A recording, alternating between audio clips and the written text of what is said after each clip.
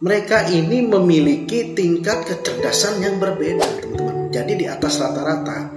Dan juga bukan hanya tingkat kecerdasan, mungkin dari tingkat ekonomi juga mereka banyak ya, di atas rata-rata.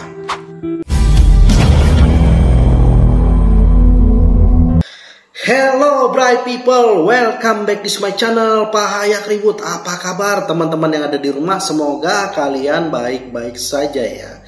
Oke bright people, kali ini kita akan melanjutkan sebuah cerita ya.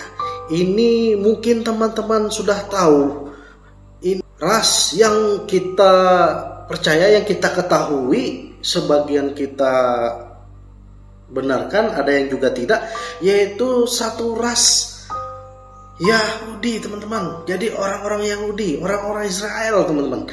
Jadi mereka ini memiliki tingkat kecerdasan yang berbeda, teman-teman. Jadi di atas rata-rata. Dan juga bukan hanya tingkat kecerdasan, mungkin dari tingkat ekonomi juga mereka banyak ya, di atas rata-rata. Dan kita juga pernah dengar konspirasi ya, bahwa salah satu anggota elit global yang ada di dunia itu adalah orang Yahudi, teman-teman. Nah, kenapa sih mereka itu bisa pintar? Apa sih membuatnya bisa banyak memenangkan Nobel? Dan juga diteliti secara IQ mereka memang di atas rata-rata, teman-teman. Ya memang kita akui itu. Jadi itu ada penyebabnya, teman-teman. Sebelum saya lanjut, teman-teman, jangan lupa like, subscribe channel ini, dan share video ini ke teman-teman lain. Jadi bicara soal kesuksesan ya, menarik untuk menyimak perjalanan dari bangsa orang Yahudi ya tentunya. Pasalnya secara empiris banyak dari mereka yang telah memperoleh berbagai pencapaian. Selama abad ke-20 misalnya, orang Yahudi di barat sukses menjadi tokoh intelektual dan menempati kelas tertinggi di ekonomi. Lalu tak sedikit dari mereka juga ya yang sukses meraih penghargaan tertinggi dan ilmu pengetahuan, yakni Nobel, teman-teman. Dalam kurun 1901 sampai 1962, 16% pemenang Nobel Sains adalah orang Yahudi. Ya, salah satu contoh ya teman-teman, sebut saja fisikawan tersohor yaitu Albert Einstein, peraih Nobel Fisika tahun 1921. Bahkan mengacu riset seorang Paul Bernstein dalam Jewish Education and Economy, Success in the United States pada tahun 2007, secara spesifik menuliskan di Amerika Serikat bangsa Yahudi tercatat lebih sukses secara ekonomi dan pendidikan dibandingkan kelompok bangsa dan ras lainnya. So, lantas mengapa hal ini bisa terjadi? Apa ada resepnya mungkin? Atau ada buah yang membuat bikin pintar, makanan yang membuat bikin pintar? Jadi, menurut Richard Lynn dan Satoshi Kanazawa, dalam bukunya How to Explain Hate Jewish Achievement 2008, salah satu aspek pendorong kesuksesan bangsa Yahudi adalah nilai-nilai budayanya yang kuat. Nah, apa budayanya, teman-teman? Jadi bagi keluarga Yahudi, kesuksesan adalah hal yang mutlak ya, yang harus diraih setiap anak di setiap generasi. Alhasil, setiap orang tua mengharuskan anak-anaknya untuk berprestasi. Dan upaya ini juga bahkan sudah terlihat sejak bayi ya, alias masih berada di dalam kandungan, atau biasa disebut pendidikan prenatal ya. Jadi lebih lanjut mengacu pada tulisan Jewish Traditional Pregnancy and Childbirth 1997, pendidikan prenatal yang para orang tua Yahudi lakukan ada dua hal nih teman-teman. Yaitu pertama, mendengarkan musik ya. Jadi para ibu-ibu Yahudi zaman dulu ya sering mendengarkan musik karena mereka percaya musik dapat merangsang kecerdasan dan emosional seorang bayi di dalam kandungan. Nah, biasanya mereka mendengarkan musik-musik klasik ya. No, cuman tidak hanya musik. Para ibu juga kerap mengajak janin ini berbicara. konsepnya sama, yang mungkin pernah teman atau ibu-ibu juga pernah melakukan hal itu ya, pernah membaca. Seperti melantunkan musik ya. Mereka percaya ngobrol bersama janin membuat sisi emosional bayi terangsang. Dan kedua, para ibu bayi banyak membaca buku dan mempelajari ihwal matematika. Mereka percaya langkah ini dapat mengembangkan kecerdasan intelektual janin. Dan tak lupa juga, para ibu juga selalu memperhatikan gizi yang terbaik. Dan mereka selalu menyantap makanan bergizi, terutama ikan atau protein lain dan sayur mayur. Itu. Nah, ketika sudah lahir, sang bayi selalu diberi motivasi supaya hobi membaca. Sebab ya teman-teman, mereka percaya kalau literasi adalah satu-satunya cara keluar dari kebodohan.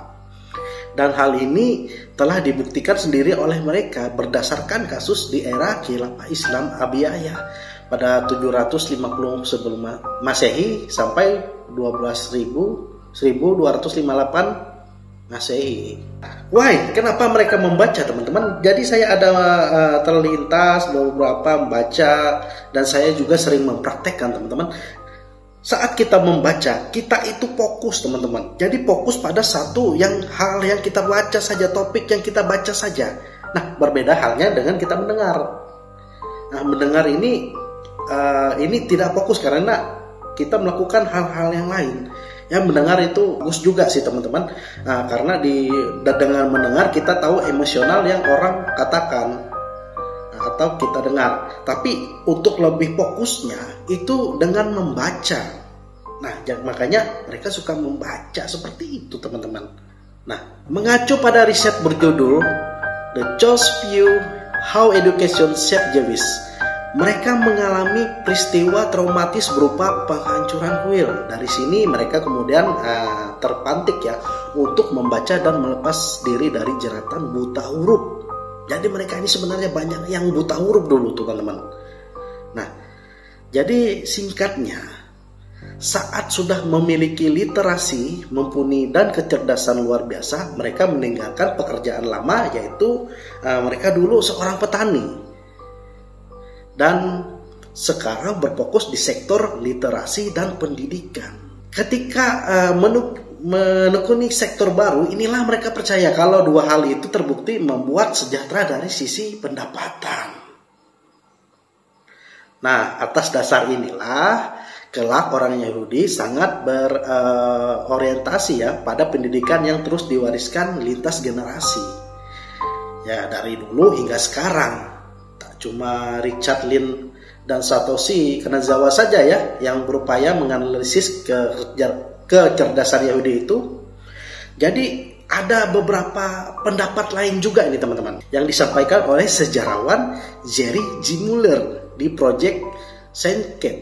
Menurutnya, kesuksesan orang Yahudi juga berkaitan erat dengan diskriminasi yang selama ini mereka alami. Di lantas yang selama ini mereka alami berdampak pada dua hal. Yang pertama yaitu mereka jadi memiliki relasi kuat antar sesama Yahudi. Kelak relasi ini menjadi membuka rezeki. Mereka menjalin saling mengenal, bisa memulai pekerjaan dan bisnis baru mereka. Dan yang kedua, mereka menjadi belajar untuk mencari peluang yang baru, yang tidak diminati banyak orang, sehingga bisa mengangkat derajatnya. Jadi belakangan mereka bakal menekuni pekerjaan sebagai pedagang atau menciptakan penemuan baru yang belum dipikirkan sebelumnya. Jadi mereka berpikir di situ. Nah, kalau soal kreasi penciptaan penemuan yang baru yang berkaitan dengan kreativitas, riset Paul Burston dalam Jewish Education and Economic Success in the United States pada tahun 2007 itu menyebutkan hal ini bisa terjadi karena mereka skeptis terhadap ide-ide kontroversial lokal yang ditumbuhkan di tempat mereka tinggal. Jadi ide-ide itu muncul mereka dari tempat mereka tinggal, buat apa ini, jadi sesuatu yang positif, yang efektif ya, bukan hal-hal yang negatif. Nah, jadi saat tidak mau menggunakan ide-ide tersebut, otak imigran Yahudi langsung berpikir kreatif nih, menciptakan cara baru yang kelak merangsang kreativitas dan kecerdasan intelektual.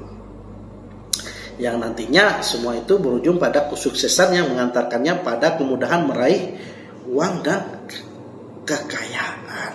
Nah, seperti itu teman-teman. Jadi dalam penjelasan saya intinya, jadi orang-orang Yahudi ini sudah ditanamkan membaca dari dulu ya, semenjak mereka ada di dalam kandungan. Mungkin menjadi referensi juga bagi ibu-ibu ya.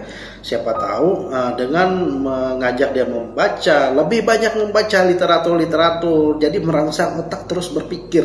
Mungkin itulah yang menjadi terbentuk ya. Karena orang yang suka membaca memang rata-rata IQ-nya tinggi teman-teman. Nah seperti itu. Nah, beda halnya dengan halnya mendengar, melihat sesuatu. Nah, itu ya. Jadi simpel saja sebenarnya kalau kita mau teman-teman. Nah, di zaman era yang modern ini memang banyak sekarang ya gadget yang memudahkan kita untuk membaca mendengarkan. Namun alangkah baiknya semua hal itu dapat kita lakukan dengan membaca, teman-teman. Itu. Ya. Di luar ya, tanda kutip di luar sisi-sisi lain Yahudi yang dapat kita contoh ini sisi yang bagusnya saja ya teman-teman. Ya, sisi jeleknya kita tidak perlu ikuti. Nah mungkin itu saja teman-teman.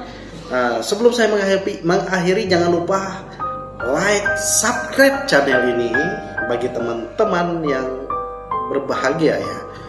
Dan jangan lupa share video ini ke teman-teman lainnya. Terima kasih sudah menonton dan mengklik video ini. See you in the next video.